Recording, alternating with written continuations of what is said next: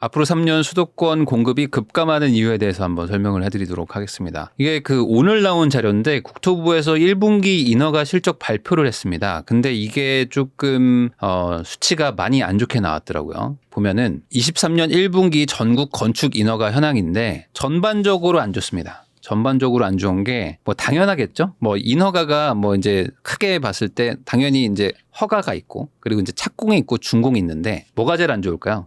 착공이 제일 안 좋겠죠. 물론 인허가를 받고 착공을 안 하는 경우도 많습니다. 그리고 착공을 하면 아무래도 준공을 하긴 하죠. 그리고 준공은 이제 과거부터 이어져 온 거기 때문에 준공은 좀 영향을 좀 덜 받고 착공이 현재, 인허가가 미래, 준공이 과거라고 보면 됩니다. 과거, 현재, 미래가 거꾸로라고 보시면 돼요. 인허가가 이제 미래인 거죠. 자, 그러면 이제 하나씩 보면은 이제 허가 현황. 그러니까 이제 미래가 어떻게 될 거냐 보면 미래를 길게 봤을 때 건축 허가 면적을 좀 보는 게 좋겠죠. 건축 허가 면적을 보면은 수도권이 작년 동기 대비 많이 줄었습니다. 14.1%가 감소를 하고 그리고 지방이 이제 4.1% 정도 감소했는데 여기 보면은 22년도 1분기 그리고 23년도 1분기를 보면 전체적으로 1분기가 좀 낮은 편이에요. 허가가. 근데 그 낮은 것 중에서도 확연하게 좀 낮아지고 있죠. 그런데 이제 수도권과 지방 이렇게 보면은 이 좀 낮아지는 게 느껴지시죠? 수도권과 지방의 이 기울기가 좀 낮아지는 게 전체적으로 보이시죠? 그리고 2분기에 좀 늘어났던 게 확 낮아져서 1분기를 비교했을 때는 4.1% 줄었지만 2분기와 이제 이렇게 기울기를 보면 지금 전체적으로 좀 낮아지고 있습니다. 그러니까 아무래도 22년도가 인허가가 전체적으로 좀 늘어나는 분위기에서 금리가 갑자기 인상되면서 화들짝 지금 시장이 놀라서 다 같이 지금 인허가도 줄어들고 있는 분위기라고 보시면 될 것 같고요. 근데 이게 지금 주거용만 하는 게 아니고 주거, 상업, 공업, 교육 및 사회용 뭐 전부 다를 본 거기 때문에 이 주거용만 보면은 좀 다릅니다. 주거용을 보면은 수도권은 13% 정도가 면적이 줄었습니다. 근데 지방은 12% 정도 가량 줄었습니다. 그러니까 전체적으로 수도권이 14%가 줄었는데 그중에서 13%가 주거용이니까 한마디로 수도권은 주거용이 거의 대부분 준 상태고 지방은 유독 많이 주거용이 줄었다라고 보시면 되겠습니다. 그러니까 한마디로 이제 미래의 공급을 볼 수 있는 인허가 쪽에서는 전체적으로 수도권 지방 할 것 없이 이제 주택이 많이 줄었다. 라고 보면 되고 그리고 이제 전세 사기 뭐 이런 것들이 많다 보니까 이제 아마 이 주거용도 이제 빌라, 아파트 이렇게 구분할 수가 있는데 빌라나 이런 것들은 아마 짓기가 더 힘들어질 것 같아요. 앞으로 그런 것들을 지어가지고 분양하거나 하는 것들이 현실적으로 좀 어렵겠죠. 제가 분양을 하는 어떤 시행업자라고 하더라도 건설업자라고 하더라도 요즘 같은 분위기에서 뭐 빌라를 짓겠다. 그래서 이제 뭐 전세를 맞춰가지고 하겠다. 이런 생각을 하기는 좀 어렵지 않을까. 그런 생각도 좀 해봅니다.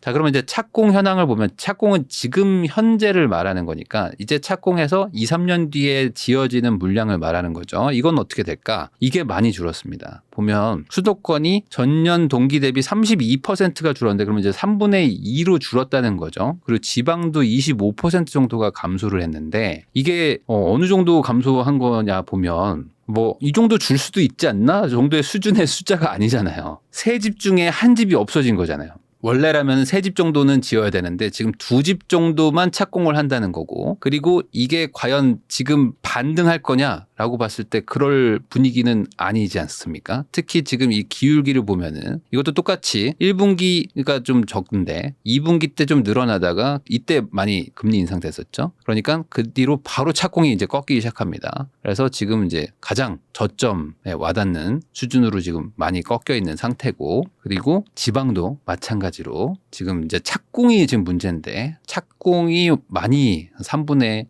1 정도가 줄어든 상태입니다. 자, 그러면 이걸 이제 주거용, 상업용으로 좀 나눠보면은 주거용은 이제 한 14% 정도 줄어들었고요. 이제 지방은 이제 24% 정도가 줄었습니다. 그러니까 지방은 아무래도 더 문제가 많죠. 지금 뭐 미분양도 많고 하다 보니까 지방은 이제 뭐 아파트도 문제고 빌라도 뭐 문제지만 전반적으로 주거용들은 지을 수가 없는 분위기죠. 착공하는 거는 지금 사실상 너무 힘든 상황이죠.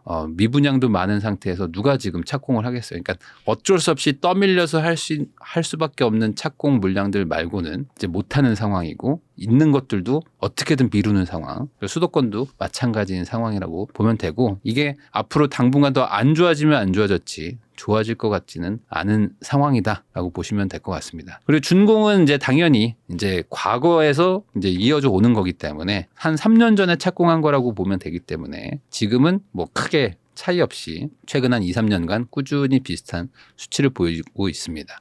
그러면 지금 이렇게 공급이 안 될 것 같은 이유는 크게 세 가지인데 아까도 잠깐 말씀드렸듯이 지금 미분양이 많이 늘어났었죠. 근데 이게 미분양이라는 거는 건설사한테는 그냥 재고라고 보면 됩니다. 우리가 편의점을 생각하면은 편의점에서 뭐 예를 들어 콜라를 파는데 콜라가 이제 많이 팔리면 빨리 재고를 확보를 해야 되니까 발주를 넣겠죠. 그래서 발주를 빨리 넣어가지고 콜라를 확보를 해서 손님이 오기 전에 빨리 채워 넣어야 되는데 콜라가 안 팔리면 지금 냉장고에 콜라가 계속 쌓여 있단 말이죠. 굳이 이거 발주를 넣을 필요가 없지 않습니까? 그러니까 이게 미분양이 콜라라고 치면 재고가 지금 창고에 남아 있으니까 굳이 내가 콜라 시킬 필요가 없으니 그냥 기다리는 거죠. 기다리고 있는 거예요. 자, 그러면 이 미분양이 얼마나 많으냐? 지금 7만 5천 호를 찍고 3월에 다행이라고 해야 될까요? 약간 줄었습니다. 약간 줄었다는 거는 이제 서울도 그렇고 약간 정책의 효과죠. 정책의 효과로 분양 시장이 약간 좀 호황으로 살짝 돌았어요. 그래서 서울에서 조금 청약 시장이 조금 호황으로 돌면서 물량을 좀 해소해 준 것도 있고 그리고 지방도 어느 정도 좀 해소가 좀 되면서 청약 시장이 좀 훈풍? 뭐 호황까지는 아니고 약간의 좀 온기가 돌면서 한 7만 2천 호 정도로 줄었고요. 그러다 보니 이제 준공 후 미분양도 그냥 이게 악성이라고 하는데 한 9천 호 정도로 계속 유지가 되고 있긴 합니다. 그렇지만 여전히 많긴 많아요. 우리가 6만 4천 호 정도를 관리 물량 정도로 보는데 지금 약간의 이제 경고 단계는 계속 넘어가 있는 상태고 여기서 언제 다시 늘어날지는 알 수 없는 그런 수준이죠. 그래서 약간 줄긴 줄었지만 확연하게 감소하는 느낌을 받기 전까지는 건설사가 공급하기가 좀 어려운 분위기긴 합니다. 저도 이제 삼성물산을 다녔었지만 2009년 그때 금융위기 때 건설사들이 한번 진짜 망할 뻔했거든요. 한번 진짜 망할 뻔해가지고 그때 그 기억이 아주 선명하게 남아 있습니다. 그러다 보니 그 미분양에 대해서 진짜 학을 띄거든요. 그래서 지금같이 이렇게 막 미분양이 급등하는 시기에는 공급을 되게 못하게 돼요. 무섭고. 그래서 제가 이제 개인적으로 이렇게 들은 얘기들을 취합을 해봤을 때 올해 주택을 공급하겠다는 건설사들이 그렇게 많지는 않다. 특히 이제 대형 메이저 건설사들 위주로 들어보면은 공급을 적극적으로 하겠다는 데는 당연히 없고요. 공급을 안 하려고 하는 곳들이 훨씬 많다. 그러니까 지금 같은 분위기에서 공급이 늘어날 것 같다는 분위기는 전혀 아니다.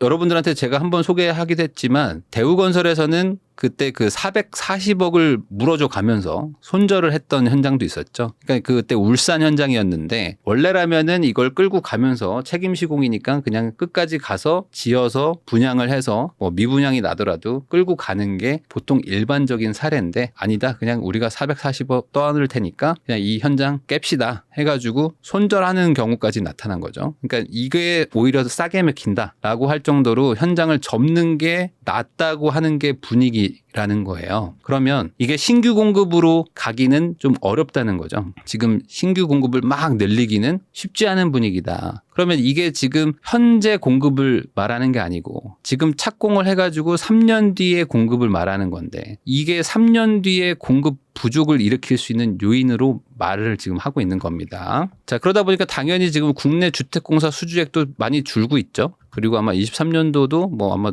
크게 좋아질 분위기는 당장 느껴지진 않고요. 거기다 두 번째로 이제 원자재와 이자 상승이 있는데 여러분들도 많이 아시겠지만 이제 소비자 물가지수가 이번에 4월 소비자 물가지수가 3점대가 나와가지고 조금 안도의 한숨을 쉬었다 이런 얘기가 나오긴 했지만 그래도 여전히 높습니다. 그리고 워낙 높았었고요. 그러다 보니 시멘트 가격, 철근 가격 안 오른 게 없다. 그리고 인건비도 엄청나게 높아지고 노무비도 많이 올랐고 하는 게 그 기사에서 많이 보셨죠. 그러다 보니 지금 건설사들이 너무 힘든 상황입니다. 물가도 오르고 자재비도 다 오르고 하는 상황에서 공사할 수가 없는 상황이죠. 거기다 분양가는 높게 받을 수도 없는 상황. 시장은 너무 안 좋고. 그러니까 공급을 할 수가 없는데 거기다가 이자는 또 급격하게 올라가지고 자금 조달도 안 되고 자금 조달 비용도 너무 높아서 아예 사업을 접는 게 낫다 할 정도니 말이죠. 그래서 이게 조금 물가가 좀 잡히나 하지만 그래도 여전히 불안하고 물가가 잡히다가 다시 올라가는 경우도 있기 때문에 지금 건설사 사장,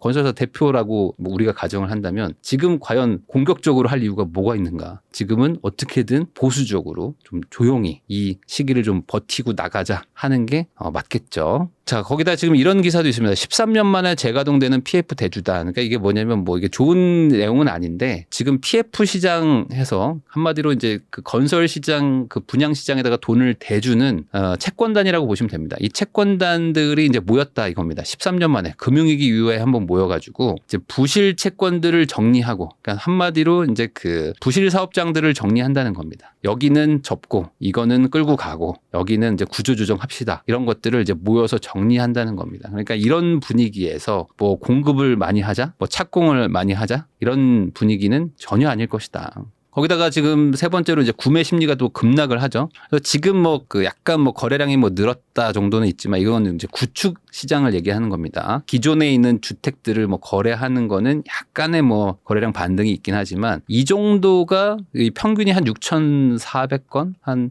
7,000건 이 정도가 지금 평균이거든요. 서울 아파트 10년 평균이. 근데 지금 이제 뭐 한 3,000건 정도 되기 때문에 평균의 절반 정도입니다. 평균의 절반 정도의 거래량을 믿고 분양을 한다? 이거는 쉽지 않다. 그러니까 이런 상황에서 구축 시장은 분위기가 아직 침체된 분위기인데 분양 시장이 좋기가 좀 어려운 상황이라는 거죠. 그래서 이래저래 신규 공급이 쉽지 않은 상황인 거고 이러다 보니까 좀 공급이 그 민간에서는 좀 어렵다. 그러면 좀 공공이 좀 잘 되면 좋고 그리고 또 공공 택지들이 좀 그래도 좀 저렴하니까 이런 데가 좀 잘 되면 그래도 좀 공급이 좀 완만하게 좀 될 텐데 지금은 아파트가 잘 안 팔리고 특히 뭐 신축이라고 잘 팔리는 분위기도 아니다 보니까 공공 택지들도 지금 미분양이 나오고 있습니다. 그러니까 공공 택지 땅 자체도 안 팔리는 거야. 그러니까 어차피 저거 택지를 분양 받아봐야 아파트 지으면 미분양인데 저거 뭐하러 받냐 해서 예전 같았으면은 아파트 지을 수 있는 땅이면은 뭐 서로 막 경쟁해가지고 땅 분양 받아가지고 아파트 올리기 바빴던 건설사들이 지금은 막 신청자가 없어가지고 유찰되는 상황이다. 그만큼 지금은 공급을 어떻게든 안 하는 게 지금 트렌드인 거죠. 그리고 요즘에는 그렇게 한다고 합니다. 어떻게 하면 자연스럽게 공기를 늘릴 수 있을까? 이걸 지금 생각하고 있다고 할 정도니 지금